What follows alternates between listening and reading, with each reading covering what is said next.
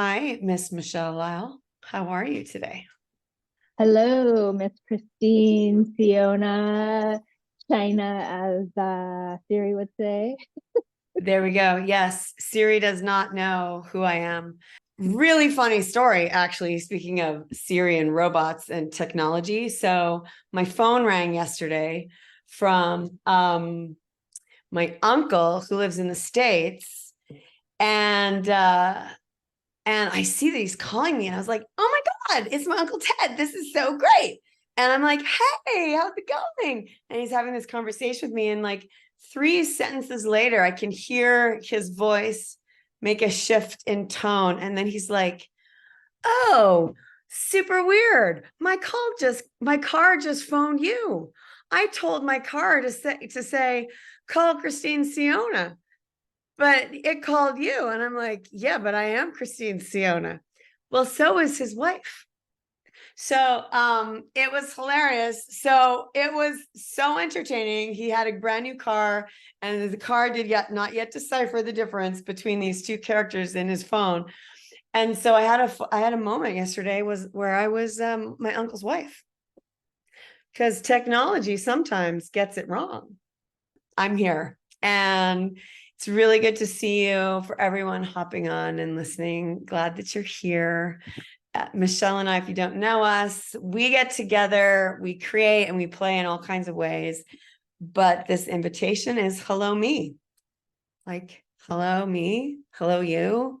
Who the hell are you today? And what the hell is going on, so that you can really get into this beautiful centered space and connection with really, truly how you are. So hello. I'm good. Got my land legs back, feeling revived. It's a beautiful sunny day today. Letting go of a past way that I thought and following the one that was presented to me and the doors that opened and seeing, what wants to be let in. I was yeah, I mean, so usually you have these themes that we're carrying and moving through, and the letting go and letting in moment has been interesting. Um there's We've talked about control before, in a variety of ways in our conversations. And so a couple things are happening in my world. So I have a head cold. I actually officially have, well, it's not official. I self-diagnosed myself and then went to the doctor, and I asked her, do you think this is what I got? And she's like, yeah, I think that's what you got. No official test for this, but me and my lovely doctor both think I have bronchitis. And means nothing, but for some people it means something. And so it's been interesting just on a health level. Like, if we just come into a conversation perhaps about health and wellness, um and whatever letting go and letting in means. um so I'm in this waiting room yesterday.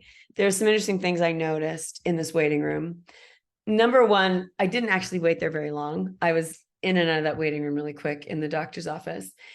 But then I get into the doctor's office, and the last time I was there was probably like 2 years ago. Like, I'm very rarely requiring to go to a doctor, and thankful for my body for that. So I'm in this doctor's office, and it looks like it's been stripped down of anything fun. Like, the floor even looks sterile. And there's nothing on the wall. Like, I've been in there before, and there used to be things hanging on the wall, and even like a picture on the ceiling for when you're getting your pap test. Like, there used to be things on the walls and the ceilings to make you feel welcomed. And they have these two shelves on the wall, and they're stark empty. And I just was noticing this stark emptiness in a place that's actually, in my mind, for health and wellness. And it felt like this, I was aware of this kind of disconnect. I was like, this is really interesting. I wonder why they have nothing on the shelf.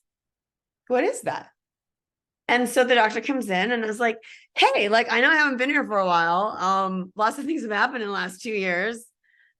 like, you have nothing on your shelves. Like, like, why where'd they go? And she's like, to tell you the truth, Christine, like, I don't even remember what was on there from before COVID. And so when COVID shows up, how much of our lives did we strip away because of something? It's like, okay, I'm going to take away anything that you can actually touch, because at this moment, that's what we're supposed to do. So I'm going to strip away anything that actually feels warm and inviting. And it was like a sculpture of a uterus. And like, then there was a thing of a pelvic floor. Like there was like, it wasn't, a picture of the Eiffel Tower. I could have been, but like medical things to show you, like, I'm here for your health. And so how much have we actually let go of our truth? How much have we actually let go of what health and wellness spaces really look like? And I know there's there's different things at play here, because it's not a hospital. It was a medical clinic. There's lots of doctors there. There's lots of people that come and go. There's a big, it's a staff, it's a business. There's stuff. That room and all the other rooms gets used for many, many reasons.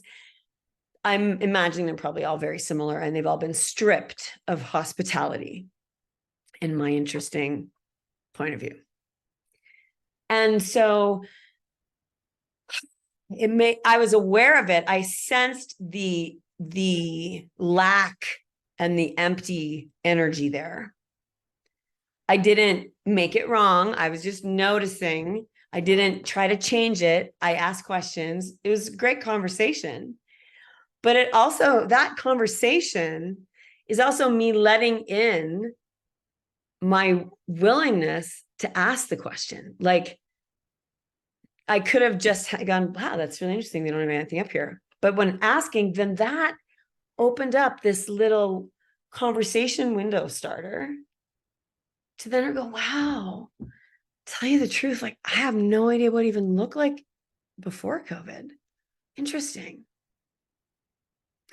So, couple things in there, like, what, have I, where have we, anyone listening, stripped away what we value and what makes us feel good? And am I willing to actually have these conversation starters so we can then go, hey, like, as a society, as a relationship, as a family, what do we want to let in here? Do we still need all the bleach jars on the countertops? Like, what does wellness look like for us now? So there's a lot of things at play there, but curious about your thoughts. I like how you open the conversation with, have we let go of our truth? And then I also think there's a lot of people who have gotten closer to center, and it's very different than it was before. So, like, my truth is very different than it was before. I spent 4 years researching this path that I thought I would take when my last kid flew the coop. And I did it. I did that journey. I traveled 10,000 miles across the United States. And as I did the journey that I thought that I was going to move into, and I went where I thought I was going to go, and it wasn't what I thought it was going to be. And I realized that for me, it doesn't matter where I'm in the world if I'm not with my people. And like, my kids are my people, and those are the people I want to be around, and I want to be with my grandkids and get to know them. And that's what landed me where I'm at. So my truth changed because I was able to settle into what was truly important without the outside hubbub of things. I think we spend a lot of time with the outside trying to satiate some needs that we have. And it's harder in that aspect to get to the core of what's really, truly important. And when all that got stripped away, we came back to that center. And so if if you've allowed that to show up and allowed that to inspire what's next for you, kind of like how Hello Me got started between the two of us. We're like, I have no idea what happened here. I want community in my life. I want to be surrounded by like people who I appreciate and adore and who support me that I can support and build a community. And I'm curious to wonder how other people have responded to that. Like I know just like in the traveling world that it's really hard to find a camping spot in the US nowadays because after everybody got done being locked down, they all wanted to go out. And so there all these camp spots are booked. You know, like my brother and his wife went camping like every weekend over the summer where they, you know, might not have done that before. So I'm just curious how that unleashed for others and if they got to a different core center truth for themselves on the other side. It really is about this indwelling, centered, connected space in relation to the world. And sometimes what the world is experiencing outside of you invites you into something that is getting awakened in because of that or in the face of it. And it might be that you realize, oh, this doesn't work for me. Or it might be something that's going on out here and going, wow, I've never experienced this before. And this actually feels really yummy. I wonder what this is. And to come to like letting in the magic of how your wisdom can show up for you, because the wisdom is here and we don't need to go out to find it. But for me, that like I'm willing to see what I need to see so that I can grow here for myself and letting in that. And I do that quite well, but it's such an interesting thing to allow ourselves that muscle, because I think a lot of people don't have that. The minute they get slightly uncomfortable, you know, you hopped in your car and you traveled around America in this kind of vision and quest. And in those places, there were moments where it felt really good and juicy and moments where it's like, oh, this isn't what I actually thought it would be. But then willing, because it's just because it's showing up differently doesn't mean that's not the teachable moment that's getting you deeper into what's really true for you. And sometimes that dynamic difference is the way we find the deep truth. And so that, like, letting in the dynamic difference and being willing to see the teachable moment within me. Not that I'm like, oh, I'm not there yet, or I'm not teachable, or why can't it work out? It should work out. But I'm willing to see what I need to see about this for me so I can go deeper into my creative life. Yeah. And, you know, that experience allowed me to try on different situations and to see people that I haven't seen in a long time and touch base with people I care about and love and, you know, reconnect or, you know, just check in. And then also different places and experiences. I'm still feeling the impact of that. It's still like settling in because I'm not moving now. So it's like more, you know, when you stop moving, it kind of settles in. You know, you're on this process of kind of rediscovering where you want to be and what you're going to be creating and doing, and you're at this kind of new place of creationship with yourself. And I remember about this was actually, I think, in COVID, perhaps. My business was changing. There was a lot of change going on in the world. And I was doing a lot of questing and figuring out, like, do I really want to be here? Do I want to be somewhere else? Where do I want to be? I can go anywhere, blah, blah, blah, blah.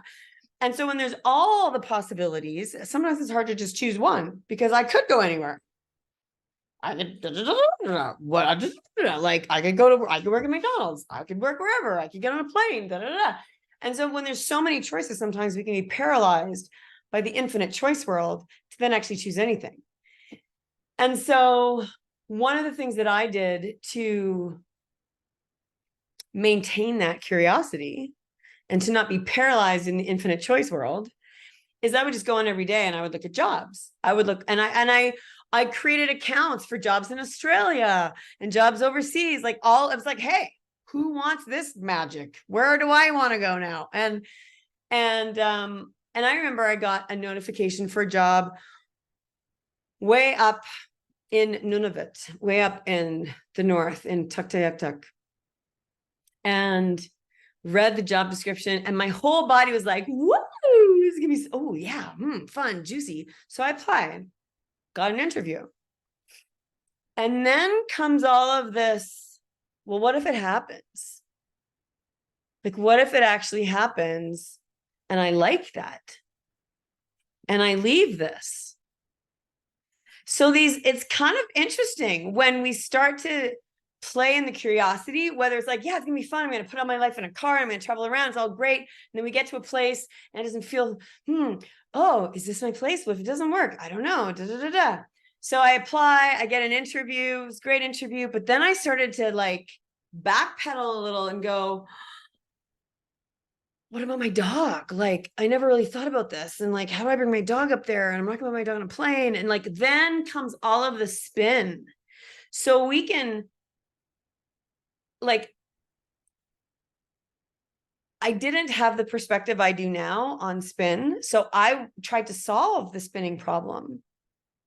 And I thought the spinning problem is unsolvable. It's like, well, I'm not going to go anywhere without my dog, so then I'm not going to go. So how much do we live in this, like, it's going to work or it's not going to work world, rather than, this is interesting, letting this landscape that I'm experiencing around me teach me what is this thing here that I need to see, which is kind of where we started. And I wasn't willing to see all the other choices that could be possible with my dog. Like, I could actually have a conversation with my mom and dad and see, like, my dad had dementia and my dog really contributes to him. Like, there's so many other possibilities than just what this one moment is showing me. And that's, I think, what you're really good at, sharing in this light, is like this journey you've had in the summer of adventuring in finding my landscape for living. You've maintained that curiosity and continue to choose and dive deeper into relationship with yourself as you're choosing. And it's not just it's going to work or it's not going to work world. And just sharing that, because I think there's sometimes where people get the sense that they do desire something else and they think they're connected here, but there's so many options in the something else. How do they, like, what would you offer as a suggestion to people when they get this sense, like, I know something is different, that I need to choose something different here, whether it's in my work or my relationship or my family, and I could choose so many things, but I don't know which one to choose. How do we go from there to here? Standing in Tennessee, and I could have made it work, but everything was working against me, not for me.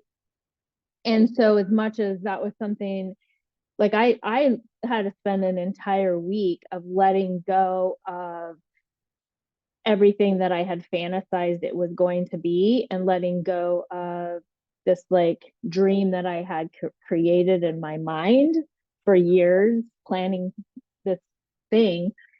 And so I spent a whole week like having to let all of that go. And then sitting with that, it was a process, because you spend a lot of time really considering something, and then it doesn't pan out. You have to figure out how you're going to let that go. And then at the end of letting that go, then I was like, okay, now that I've let that go, everything's wide open. What do I let in? And then start following that path, like how it was coming forward. Well, everything is a teachable moment. I think in all of this, whatever's going on in your exterior world can be a teachable moment for what's going on in your interior world, if you're willing to stand with it and be present with this part of you. And I know it helps me a great deal to be able to not just stand with it, but stand with it and share it with someone else. So I'm not ruminating in my own mind about what my center is all about, but getting it outside of me and sharing it with someone, and someone who can actually just listen and be space for you to get your inner story out and give you some perspective. I also realized that there was this moment where I was sitting there thinking that like, you know, my son that lives in Alaska is the only one that has children. And so there was this part of me for a long time that, oh, he moved to Alaska and I don't get to be the grandma and this, da, da, da. I don't get to spend time with my grandkids. But that way of thinking, I realized that I am the only one missing out because I'm the one who's like closed off to what's possible because he lives in Alaska. And when I let that go and I opened that up, then I was like, well, I can go to Alaska. Like it's easy for me. I'm one person, me and my dog, obviously, but you know, I'm one person. It's not four people, which is his family having to come see me. Like, why am I being so stubborn about that? I'm the one that's creating me missing out. And then when I realized that, then it opened up something totally different. And it opened up a way of thinking that was totally different. So, like, how often are you thinking something's against you or you're not allowed to have something, but you're the only one standing in that way, causing you to miss out? It's a great question. And maybe that's a great place to finish in this lovely little nugget with everybody. So as you're listening, you know, feel free to drop your comments below. Let us know like the adventures that's going on around you or the adventure that's going on inside you. And are there things that you're wanting to let go of? And or are there things you're wanting to let in? And if and which one feels more fun? And maybe there's stuff underneath the fun that or the resistance, you know, well, what will happen if I let this go? And then it's not a big deal that he lives up there. Really? Um, and just reflect and see. And there is an adventure happening right now in everyone's life if we're willing to look and see. You don't have to get on a plane or a train or an automobile to have an adventure. It's right here and in every action and choice and connection you make. So there is an adventure happening. And I wonder what that is for all of you. Thanks, Michelle. Awesome, Christine. Thank you so much. Bye for now.